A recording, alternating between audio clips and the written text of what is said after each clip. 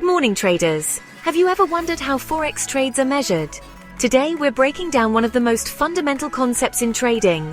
What is a lot in Forex? Stick around. This will level up your trading game in just 3 minutes. Imagine buying coffee beans. You don't purchase one bean, you buy a bag. In Forex, a lot is like that bag, a standardized unit to measure trade size. It tells you how much currency you're buying or selling. Simple, right? But here's where it gets interesting. Forex offers 4 types of lots. A standard lot, which is 100,000 units of the base currency.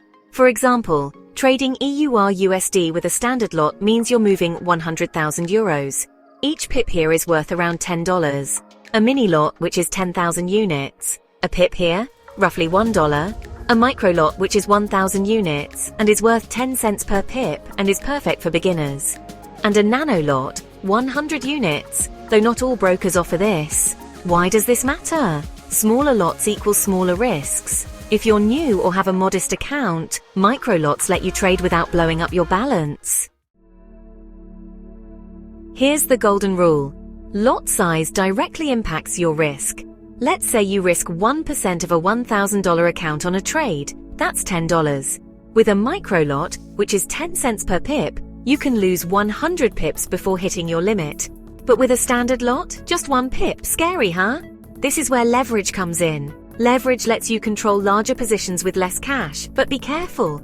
It amplifies both gains and losses. Always match your lot size to your risk tolerance and account size. Quick tips. Start small. Micro lots are your friend. Use a stop loss to cap losses. Calculate risk before entering a trade. Practice on a demo account. So there you have it. A lot isn't just a random number, it's your key to managing risk and scaling trades. Remember, trading isn't about getting rich overnight, it's about smart, calculated moves. If this helped, smash that like button, subscribe and hit the bell so you never miss a trading tip. Drop a comment, what lot size do you usually trade with? Let's chat below. Until next time, keep those pips green. Thanks for watching, subscribe for more.